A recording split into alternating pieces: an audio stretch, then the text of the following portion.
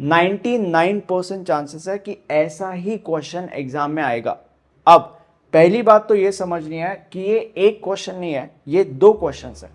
Blah blah blah blah blah blah blah prove that F is bijective, ये पहला question, and दूसरा question is find rule for F inverse. अब ये solve कैसे करते हैं? सबसे पहले हम पहला क्वेश्चन सॉल्व करेंगे और उसके बाद ही सेकंड क्वेश्चन सॉल्व किया जाएगा। Now when it comes to first question, prove that function is bijective, इसको हम कैसे सॉल्व करेंगे? अगर हमें ये प्रूफ करना है कि कोई भी फंक्शन बाइजेक्टिव है, तो उसके लिए सबसे पहले हमें ये प्रूफ करना पड़ेगा कि द फंक्शन इज इंजेक्टिव, और उसके बाद हमें ये प्रूफ करना पड़ेगा कि the function is surjective, and then अगर एक फंक्शन इंजेक्टिव और सर्जेक्टिव दोनों है तो इसका मतलब वो बाइजेक्टिव ऑटोमेटिकली है। ठीक है, तो इस तरीके से हम प्रूफ करेंगे कि the function is bijective, and then दूसरे क्वेश्चन के ऊपर हम बाद में जंप करेंगे इसी लेक्चर में, उसका टेंशन मत लो। शुरू करते हैं। तो अभी सबसे पहले हमें यह प्रूफ करना है कि द फंक्शन इज इंजेक्टिव। अब ये कैसे प्रूफ करेंगे? अगर तुम्हें यह प्रूफ करना है कि कोई भी फंक्शन इंजेक्टिव है, तो उसके लिए सबसे पहले तुम्हें ये कंसिडर करना पड़ता है। ठीक है, F of x1 is equal to F of x2। Consider, हर एक टाइम यही लाइन लिखनी पड़ती है, हर एक टाइम यही चीज कंसिडर करनी पड़ती है, एग्जैक्टली है। ठीक है, अब इसको कंसिडर करके हम आगे क्वेश्चन को सॉल्व करेंगे, एंड अगर आंसर हमारा x1 is equal to x2 आया तो इसका मतलब the function is injective. But अगर हमारा answer x1 is equal to x2 नहीं आया तो इसका मतलब देयर इज अ प्रॉब्लम, या the function is not injective. ठीक है, तो अभी इसको कंसिडर करके हम क्वेश्चन को सॉल्व करना चालू कर देते हैं। अब कैसे सॉल्व करेंगे हम क्वेश्चन को, इसको कंसिडर करके देखो। ये जो इक्वेशन है इसके ऊपर हमें ध्यान देना है। लेफ्ट हैंड साइड में क्या है? Function of x1। तो लेफ्ट हैंड साइड में जहां पे भी x है उसके जगह पे हम x1 डाल देंगे। तो यहां पे हम 4x1 plus 3 upon 5x1 minus 2 is equal to, right hand side में क्या है? Function of x2। तो यहां पे जहां पे भी x है वहां पे हम x2 डाल देंगे, simple as that. 4x2 plus 3 upon 5x2 minus 2। ठीक है, अब बस हमें इसको सॉल्व करना है। कैसे सॉल्व करेंगे? Cross multiplication baby. Okay, cross multiplication मतलब 4x1 plus 3 this into this is equal to this into this, तो this into this 5x2 minus 2, ठीक है, is equal to this into this, तो 4x2 plus 3 and 5x1 minus 2, 5x1 minus 2। अब इसको solve किया जाएगा। अब इसको कैसे सॉल्व करेंगे? this into this, this into this, this into this, this into this, simple, मतलब 4x1 into 5x2 that is 20x1 x2, फिर उसके बाद 4x1 into minus 2 that is minus 8x1, then उसके बाद plus 3 into 5x2 that is plus 15x2 and plus 3 into minus 2 that is minus 6 is equal to this into this, this into this, this into this, this into this, तो 4x2 into 5x1 that is 20x1 x2, उसके बाद 4x2 into minus 2 that is minus 8x2, उसके बाद plus 3 into 5x1 that is plus 15x1 and plus 3 into minus 2 that is minus 6। यहां पे minus six cut, उसके बाद 20x1 x2 और 20x1 x2 cut, बचा हमारे पास minus 8x1 plus 15x2 minus 8x1 plus 15x2 is equal to, यहां पे minus 8x2 plus 15x1 minus 8x2 plus 15x1। अब हम क्या करेंगे, सारे x1 के टर्म्स इधर, सारे x2 के टर्म्स उधर, तो -8x1, 15x1 अगर इधर आया तो -15x1 यहां पे हो जाएगा, एंड -8x2 अगर 15x2 उधर गया तो -15x2 हो जाएगा। अब -8x1 एंड -15x1 क्या होगा, -23x1, और इधर -8x2 -15x2 क्या होगा, -23x2। x1 is equal to x2। मैंने तुम लोग को क्या बोला था, मैंने तुम लोग को ये बोला था कि अगर हमारा answer x1 is equal to x2 आया तो इसका मतलब ये है कि द फंक्शन इज इंजेक्टिव। ये हमने प्रूफ कर दिया। अब हमने ये प्रूफ कर दिया कि द फंक्शन इज इंजेक्टिव। अब हम ये प्रूफ करेंगे कि the function is surjective as well. अब जैसे इंजेक्टिव के टाइम पे इनिशियली हमने कंसिडर किया था function of x1 is equal to function of x2, in the same way surjective के टाइम पे भी हमें इनिशियली कुछ कंसिडर करना पड़ता है। क्या कंसिडर करना पड़ता है, सबसे पहले ये जो यहां पे लिखा गया है क्वेश्चन के अंदर, इसको यहां पे कॉपी कर लो। Function of x is equal to 4x plus 3 upon 5x minus 2। Okay, यहां पे हमें बस y इज इक्वल टू लिखना पड़ता है, दैट्स इट। इसको हमें कंसिडर करना पड़ता है, ऐसे लिखना पड़ता है। ओके, अब इसको हम ऐसे भी लिख सकते हैं, y is equal to 4x plus 3 upon 5x minus 2, right.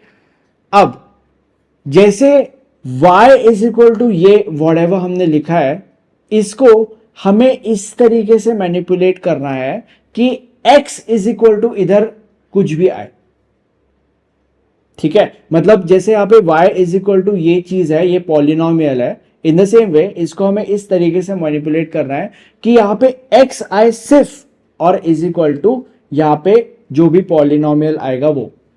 अब इसको हम कैसे मैनिपुलेट करेंगे, सिंपल है, by cross multiplication. This into this, that is 5x into y क्या होता है, 5xy, minus 2 into y that is -2y, is equal to 4x plus 3। अब क्योंकि x इज इक्वल टू वो पॉलिनोमियल हमें चाहिए, इसलिए x के सारे टर्म्स इधर, y के सारे टर्म्स उधर, तो 5xy इधर ही रहेगा क्योंकि उसके अंदर x है, 5xy, 4x इधर आ जाएगा क्योंकि उसके अंदर x है, तो अगर 4x इधर आया तो it would be -4x is equal to -2y उधर चला जाएगा, तो अगर वो उधर चला गया तो it would B +2y plus 3, ठीक है। अब यहां पे इसके अंदर से हम x कॉमन निकालेंगे, so that is x 5y minus 4, 5y minus 4 is equal to 2y plus 3। अब ये जो 5y माइनस 4 है वो उधर चला जाएगा। अगर 5y माइनस 4 उधर चला गया तो it would be x is equal to 2y plus 3, 2y plus 3 upon 5y minus 4 उधर चला गया तो यहां पे आएगा 5y माइनस 4। तो हमने इसको इस तरीके से मैनिपुलेट किया कि यहां पे x इज इक्वल टू ये पॉलिनोमियल है। अब आगे जो भी मैं कहूंगा ध्यान से देखो, ये जो हमारे पास आया है इसके अंदर हम y की दो वैल्यूज डाल के देखेंगे। ये जो दोनों वैल्यूज है, ये दोनों वैल्यूज r यानी कि रियल नंबर होनी चाहिए, और ये दोनों वैल्यूज 4/5 नहीं होनी चाहिए, 4/5 के अलावा कोई भी वैल्यू। अब ऐसा क्यों, और ये दोनों वैल्यूज हम क्यों डाल के देख रहे हैं वो तुम्हें बाद में पता चलेगा, अभी उसका टेंशन मत लो। अभी बस हम y की जगह पे दो वैल्यूज डाल के देखेंगे और ये दोनों वैल्यूज रियल नंबर्स होंगी और ये दोनों वैल्यूज 4/5 नहीं होंगी, और दोनों बार जो x का आंसर आएगा that should be a real number, ठीक है। अब अगेन ऐसा क्यों हो रहा है ये तुम लोग को बाद में पता चलेगा इसी लेक्चर में, उसका टेंशन अभी नहीं लेना है। सबसे पहले हम डाल के देखते हैं। हम पहले y इज इक्वल टू 3 डाल के देखेंगे। अगर y इज इक्वल टू 3 डाला तो x is equal to 2 into 3 plus 3 upon 5 into 3 minus 4, right, which is equals to 3 two the 6, 6 plus 3 9, 9 upon 15 minus 4 that is 11, and 9 by 11 अगर तुम करोगे तो तुम्हें मिलेगा 0.81 which is a real number. Very good. अब हम y इज इक्वल टू 4 डाल के देखते हैं। अगर y की जगह पे हमने 4 डाला तो it would be x is equal to 2 into 4 plus 3 upon 5 into 4 minus 4, 5 into 4 minus 4, 4 into 2 8, 8 plus 3 11 upon 5 into 4 that is 20, 20 minus 4 that is 16। 11 upon 16 क्या होता है? 11 अपॉन 16 होता है 0.68। तो 0.68 is also a real number. Again very good. अब जो भी नौटंकी हमने यहाँ पे पेली है, ये क्यों पेली है, इसके पीछे एक कॉन्सेप्ट है। वो कॉन्सेप्ट मैं तुम लोग को समझाऊंगा। अगर समझा अच्छी बात है, नहीं समझा कोई प्रॉब्लम नहीं है, क्योंकि ऐसे जो प्रॉब्लम्स है, इन प्रॉब्लम्स को सॉल्व करने का एक ही तरीका है। हर प्रॉब्लम को एक ही तरीके से सॉल्व करते हैं। तरीका वो है, बस नंबर्स बदलते रहते हैं। ठीक है, तरीका क्या है वही अभी हमने देखा, राइट। अब मैं तुम लोग को कॉन्सेप्ट समझाता हूं कि ये सब हमने क्यों किया। देखो इस डायग्राम की तरफ ध्यान दो। हम यहाँ पे कह सकते हैं कि a is an image of 1 क्योंकि 1 a को पॉइंट कर रहा है। हम यहाँ पे कह सकते हैं कि b is an image of 2 क्योंकि 2 b को पॉइंट कर रहा है। हम यहाँ पे कह सकते हैं कि c is an image of 4 क्योंकि 4 c को पॉइंट कर रहा है। और हम यहाँ पे कह सकते हैं कि d is an image of 3 क्योंकि 3 d को पॉइंट कर रहा है। इतना क्लियर। अब हमारे केस में b के अंदर बस एक ही एलिमेंट है और a के अंदर बस एक ही एलिमेंट है। ये दोनों एलिमेंट्स कहां से आए? ये दोनों एलिमेंट्स यहां से आए। देखो r minus 4/5, r minus 4/5 and r minus 2/5, r minus 2/5। हमारे केस में b के अंदर ये एक ही एलिमेंट है और a के अंदर ये एक ही एलिमेंट है। ठीक है, हमें क्या प्रूफ करना है? हमें प्रूफ करना है कि ये जो फंक्शन है वो सर्जेक्टिव है। ठीक है, अब सर्जेक्टिव फंक्शन का डेफिनेशन क्या है, या ऐसा क्या हो जिससे हम ये कह सकते हैं कि अब फंक्शन इज सर्जेक्टिव। ये सर्जेक्टिव फंक्शन का डेफिनेशन है। अब function is said to be surjective when every element of b is an image of one or more elements of ए। एकदम आसान भाषा में, अगर ये एलिमेंट इस एलिमेंट का इमेज है तो ही हम ये कह सकते हैं कि आर फंक्शन इज सर्जेक्टिव। अब ये जो है ये इज डिफाइंड एज दिस, मतलब कि बेसिकली ये, क्योंकि ये इधर से ही तो आया है, राइट।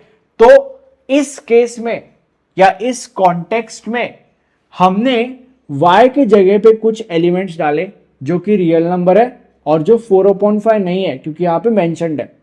हमने y के जगह पे कुछ एलिमेंट्स डाले जो कि रियल नंबर है और जो 4/5 नहीं है क्योंकि मेंशन्ड है, और उन एलिमेंट्स के लिए हमें x की वैल्यूज मिली, अगेन जो कि रियल नंबर्स थी। एंड r का मतलब रियल नंबर है बाय द वे। तो अभी इसका मतलब क्या है? इसका मतलब ये है कि every element of b is an image of one or more element of a। मतलब हर एक y के वैल्यू के लिए एक x का वैल्यू हमें मिला है।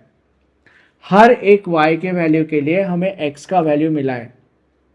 क्योंकि हमें हर एक y के लिए x का वैल्यू मिला है जो कि अगेन रियल था, तो इसका मतलब every element of b is an image of one or more element of a। तो इसीलिए हम ये कहेंगे कि द फंक्शन इज सर्जेक्टिव। अब तुम लोग बोलोगे कि प्रॉब्लम कब होगा या कब हम कहेंगे कि the function is not surjective? तब हम कहेंगे कि the function is not surjective जब x का जो वैल्यू हमें मिलेगा that value is not a real number. वो अगले एग्जाम्पल में हम पढ़ने वाले हैं, उसका टेंशन अभी नहीं लेना है। ठीक है, बट यहां पे जितने भी वैल्यूज हमने y के लिए, हमेशा हमें x रियल नंबर ही मिला है, इसीलिए y is an image of x। और इसीलिए हम यहां पे लिखेंगे कि द फंक्शन इज सर्जेक्टिव। अब यहां पे क्योंकि हमारा फंक्शन अभी इंजेक्टिव भी है सर्जेक्टिव भी है, तो यहाँ पे हम लिखेंगे क्योंकि हमारा फंक्शन इंजेक्टिव भी है और सर्जेक्टिव भी है तो इसीलिए हमारा फंक्शन बाइजेक्टिव भी होगा। ठीक है, तो function is bijective as well. एक फंक्शन बाइजेक्टिव तब होता है जब वो सर्जेक्टिव भी होता है और इंजेक्टिव भी होता है। जब वो सर्जेक्टिव होता है और इंजेक्टिव होता है तो ऑटोमेटिकली वो बाइजेक्टिव होता है। ठीक है, तो यहाँ पे हमारा पहला क्वेश्चन हो गया। अब हमें find rule for F inverse ये निकालना है। वो कैसे निकालता है वो देखते हैं। Now next question is find rule for F inverse. अब ये कैसे करता है, देखो सिंपल है। ये y is equal to f x जो हमने यहां पे लिखा था इधर से उठाना है और इधर टाप देना है। y is equal to f x. Now if y is equal to f x, x is equal to f inverse y। Simple. अब x की वैल्यू हमने निकाली थी जो मैंने रब कर दी। अगर तुम वीडियो में पीछे जाकर देखोगे यहां पे तुम्हें x की वैल्यू मिल जाएगी, तो x की जगह पे वो वैल्यू डाल देनी है। वो जो वैल्यू थी that value was 2y plus 3 upon 5y minus 4। तो x की जगह पे हमने अगर वो वैल्यू डाल दी तो हमें मिलेगा f inverse y is equal to वो वैल्यू। x की जगह पे हम बस वो वैल्यू डाल रहे हैं 2y plus 3 upon 5y minus 4। ठीक है, अब हमारा जो फंक्शन है वो क्योंकि बाइजेक्टिव है इसीलिए y के जगह पे हम x भी लिख सकते हैं और x के जगह पे हम y भी लिख सकते हैं। और ऐसा इसलिए क्योंकि अगर फंक्शन बाइजेक्टिव है तो इसका मतलब ही है कि वो सर्जेक्टिव है और इंजेक्टिव भी है। तो y के जगह पे x भी लिख सकते हैं और x के जगह पे y भी लिखा जा सकता है। Which is the reason why हम यहाँ पे लिखेंगे f inverse x is equal to 2x plus 3 upon 5x minus 4 and खत्म। This is a very very important question क्योंकि जैसे पिछले क्वेश्चन के अंदर द आंसर वाज कि function is injective and surjective and because of which the function is bijective as well. इस क्वेश्चन के अंदर तुम्हें यह पता चलेगा कि ऐसा क्या हो जिसके वजह से हम ये कह सकते हैं कि the function is not bijective. Okay, शुरू करता है। Blah blah blah blah blah blah blah check if the function is injective, surjective and bijective, right? अब सबसे पहले हम ये चेक करेंगे कि whether the function is injective or not। अगर हमें ये चेक करना है whether the function is injective or not, सबसे पहले हमें कंसिडर करना पड़ता है function of x1 is equal to function of x2। ये हमें कंसिडर करना पड़ता है, तो हम यहाँ पे लिखेंगे कंसिडर। अब इसको कंसिडर करके हम इस क्वेश्चन को सॉल्व करने वाला है और अगर हमारा answer x1 is equal to x2 आया तो हम ये कहेंगे कि the function is injective. But अगर हमारा answer x1 is equal to x2 नहीं आया तो हमें ये कहना पड़ेगा कि the function is not injective, right? अब इसको कंसिडर करके हम क्वेश्चन को सॉल्व करना चालू करते हैं। अब इसको कंसिडर करके क्वेश्चन को कैसे सॉल्व किया जाता है, LHS में x1 इसीलिए इसको हम पकड़ेंगे और जहां पे भी x है वहां पे x1 लिखा जाएगा 1 अपॉन x1 माइनस 3 एंड क्योंकि RHS में f ऑफ x2 इसी को हम पकड़ेंगे और जहां पे भी x है वहां पे उसकी जगह पे x2 लिखा जाएगा x2 माइनस 3। ठीक है, क्रॉस मल्टीप्लीकेशन होगा x2 minus 3 is equal to x1 minus 3।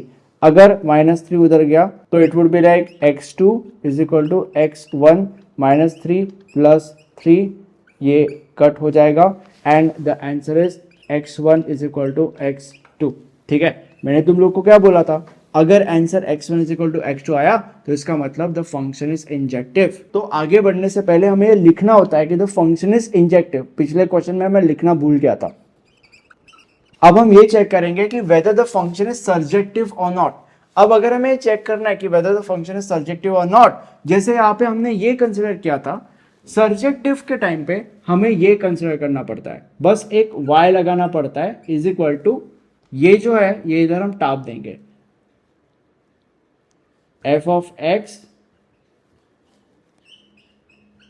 अब इसको हम ऐसे भी लिख सकते हैं y is equal to 1 upon x minus 3, right? अब जैसे y इज इक्वल टू ये व्हाटएवर है, इसको हमें इस तरीके से मैनिपुलेट करना है कि x is equal to whatever आए। अब कैसे मैनिपुलेट करेंगे, उसके लिए हम क्रॉस मल्टीप्लीकेशन करेंगे। सो ये अगर उधर जाएगा तो that would be x y minus 3y is equal to 1, right. अब यहाँ पे एक्स वाई माइनस 3y अगर उधर गया तो it would B 1 plus 3y। हम x को इधर रखेंगे और y को उधर भेजेंगे। अगर हमने y को उधर भेजा तो it would B 1 upon y plus 3y upon y, तो y कट हो जाएगा और 3 बचेगा। तो अभी जैसे y इज इक्वल टू ये वॉटेवर था, इसको हमने इस तरीके से मैनिपुलेट किया कि x is equal to whatever आए। मैं तुम लोग को ये कॉन्सेप्ट फिर से एक बार समझा रहा हूं, ध्यान से देखो। b को हम 1 का इमेज इसलिए कहेंगे क्योंकि 1 b की तरफ पॉइंट कर रहा है, और a को हम 2 का इमेज इसलिए कहेंगे क्योंकि 2 a की तरफ पॉइंट कर रहा है, ठीक है। अब हमारे केस में b के अंदर सिर्फ एक ही एलिमेंट है which is a real number, वो कौन सा एलिमेंट है वो हमें नहीं पता, और a के अंदर सिर्फ एक एलिमेंट है which is again a real number, वो कौन सा एलिमेंट है हमें नहीं पता। और ये कहां से आया? ये क्वेश्चन में ही दिया गया है, ठीक है। अब ऐसा क्या हो जिसके वजह से हम ये कहेंगे कि द फंक्शन इज सर्जेक्टिव? उसके लिए हमारे पास डेफिनेशन है।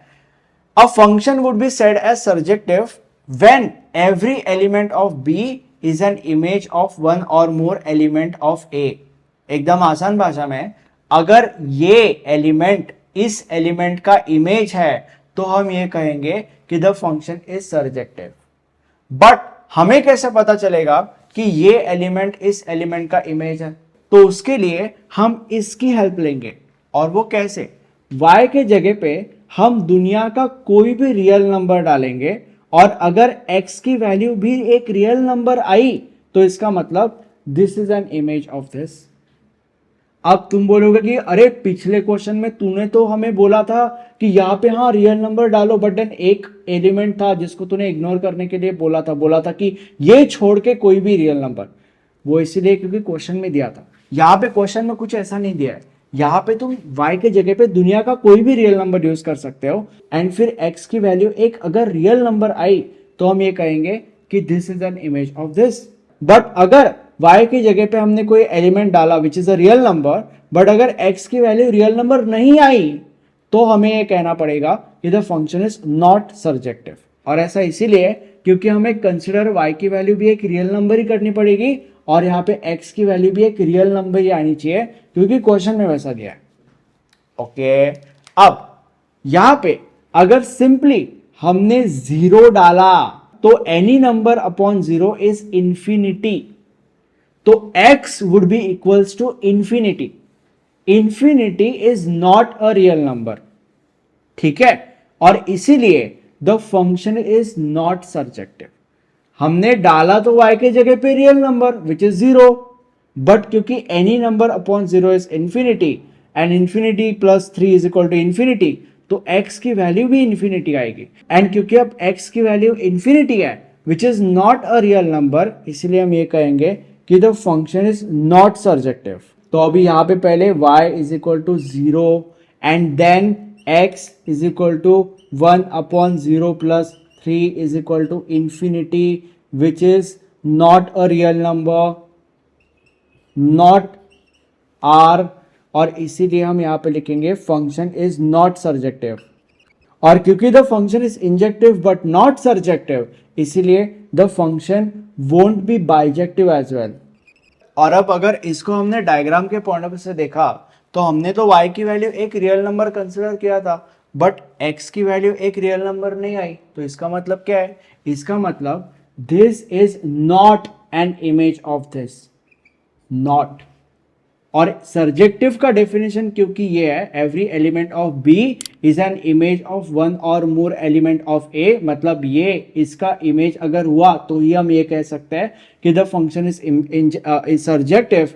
बट क्योंकि this is not an image of this, इसलिए हम ये कहेंगे कि the function is not surjective. और अगर ये कॉन्सेप्ट तुम्हें नहीं समझा है दैट इज टोटली फाइन। तुम्हें y के जगह पे बस कुछ रियल नंबर्स डाल के देखने हैं जिसके अंदर 0 एक नंबर होना चाहिए फॉर श्योर, और अगर x की वैल्यू भी रियल नंबर आती है तो इसका मतलब the function is surjective. But अगर x की वैल्यू कोई वियर्ड सी वैल्यू आती है, जैसे कि for example like a value which is not real number which is imaginary number, या अजीब से वैल्यू जैसे कि फॉर एग्जांपल इंफिनिटी और समथिंग लाइक 3i whatever, तो उस केस में the function is not surjective क्योंकि हमें x की वैल्यू सिर्फ एक रियल नंबर ही चाहिए प्रैक्टिस बहुत ही ज्यादा इंपॉर्टेंट है, जिसके लिए तुम नोट्स रेफर कर सकते हो। And please solve this question as a homework question as well. और अगर तुमसे क्वेश्चन सॉल्व नहीं हो रहा है, that is also totally fine. Notes के अंदर हमने मल्टीपल क्वेश्चन सॉल्व करके रखा है, उसके अंदर आपको ये क्वेश्चन भी सॉल्व मिल जाएगा।